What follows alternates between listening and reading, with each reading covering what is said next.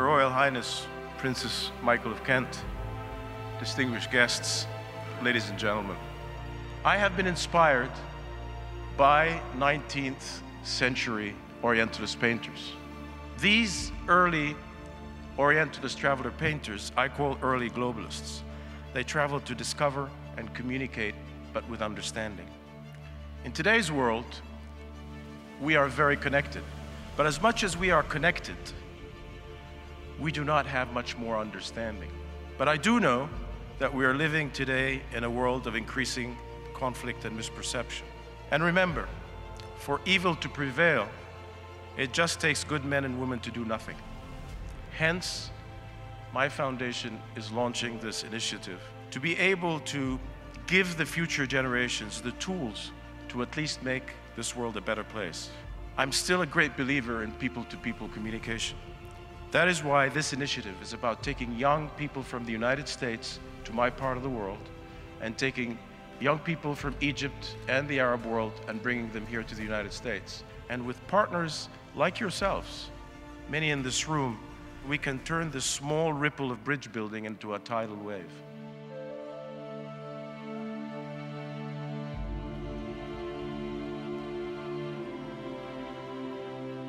It is really wonderful to be here and to be able to do this. An honor that Shafiq asked me to be a part of it. The concept of bridge building, especially right now, given what I do at CNN, when all we're covering is conflict in Gaza and conflict in Syria and conflict with the Constitution in Egypt and all other sorts of problems, it is really wonderful to talk about bridge building. In my mind, the 19th century painters who went to Europe, to the Middle East to paint these wonderful exotic subjects were great communicators and accurate. These artists were superbly accurate in what they did. As a record of what people wore and how they lived, I think they're unsurpassed. I suspect when Shafiq bought his first painting, he didn't buy it because he specifically thought it was a beautiful piece, which it is, but because it told him a story. It told him a story about the past, and I think these paintings are a window into storytelling about the future. I believe that knowing each other and getting to love each other and to have this affection towards each other, this is what all humanity is all about.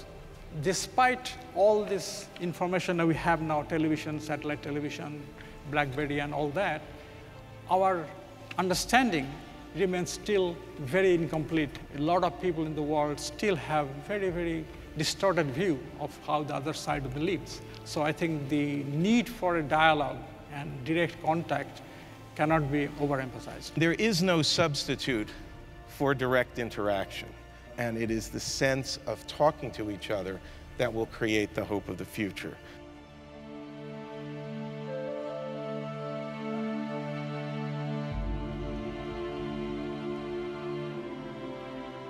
Great minds discuss ideas. Average minds discuss events. And small minds discuss people. Yeah. And how often today are we consumed by bloody gossip and the trivialism of people rather than the great idea, the great proposition? In Islam, the first phrase we say, Bismillah ar-Rahman ar-Rahim, which is in the name of God, the passionate. So, passion is innate with our culture, is innate with our heritage, is innate with our religion. Art is a manifestation of passion, is a manifestation of giving to your community. I believe we have to continue the dialogue of civilizations. Travel is fatal to bigotry, prejudice, and narrow-mindedness. Mark Twain. The Orientalists, they traveled, they went there, they cared about the area, and finally, they were self-aware. They cared about how the people in the East thought about them. Members of Congress need these exact same attributes. There's no substitute for a member of Congress in doing these things than traveling themselves. I think what builds bridges are people, and people build bridges through economy and desire for a better life. Some of the art that we saw in the first panel, the earliest work was of traders looking to sell their goods. And the world isn't that much different today. When we're reporting on a story, we don't just go for the story, we go to meet the people. And what you learn is 99% of the people, probably more, simply want to get up every day and have a job and go to work and take care of their family. They don't want extremism. But it's the 1% that gets the attention. You may not meet all the people, but when you poll 5,000 Arabs in North Africa and the Middle East and you organize them by country and by gender and by age, it's like opening a window and letting voices in. You hear them. One of the ways we've worked on the bridge building is to see what we know and what we need still to know.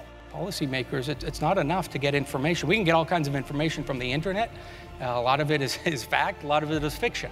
Dialogue is about separating the fact from the fiction. In the last 30 years, we've sent more money, sent more weapons, sent more troops, fought more battles, lost more lives, have more at risk than anywhere else in the world. To not know that world puts us at risk, and of course puts them at risk because of what we don't know. You all can make a difference. You all are the reasonable people that can make a bridge of understanding an important component for the future.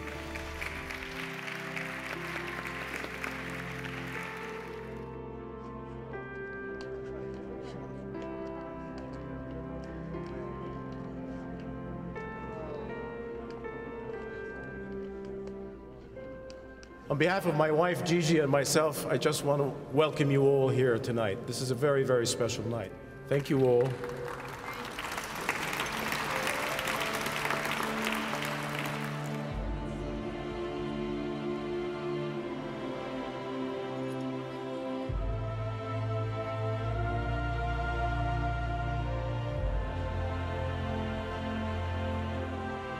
To me, this dialogue that Shafiq Gaber has launched is so essential, and it really is very simple.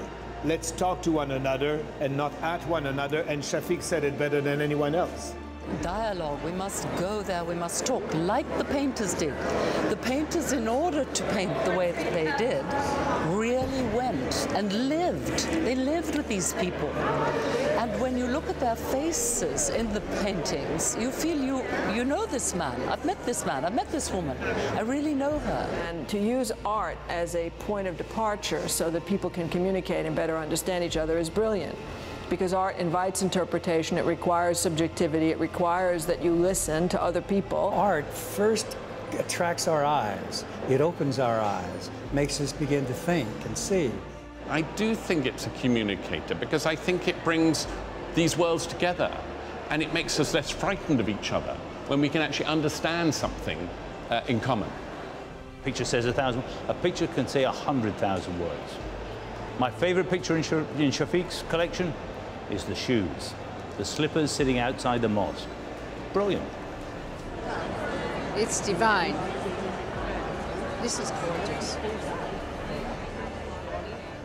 Today, the Voyager 1, which was built in 1977, left the solar system.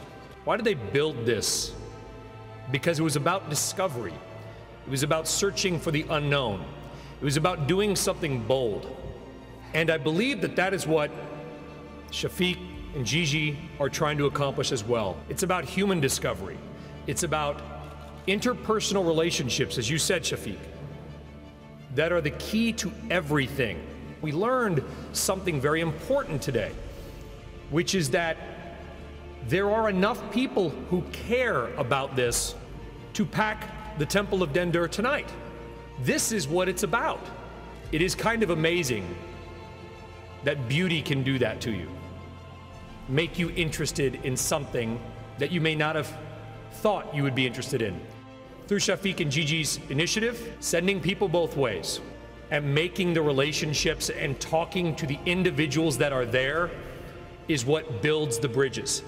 And you realize, at heart, we're pretty much all the same. We may not pray to the same God, believe in the same ideology, but as long as we're on this same planet, maybe when Voyager finds somebody out there and they come here, who knows, we'll all come together and realize that this is a common goal and a common purpose that we need to achieve. Because when you have a friend in another country the ideas that will bring us all together suddenly come to light. Inspired by the artists that came to my part of the world, many of them American, my initiative is going to be launched right here in the United States, and will have the first exchange fellows in the US by May of next year. It takes people to make change. My hope is to give the next generation the opportunity to know each other so that such leaders with vision can emerge.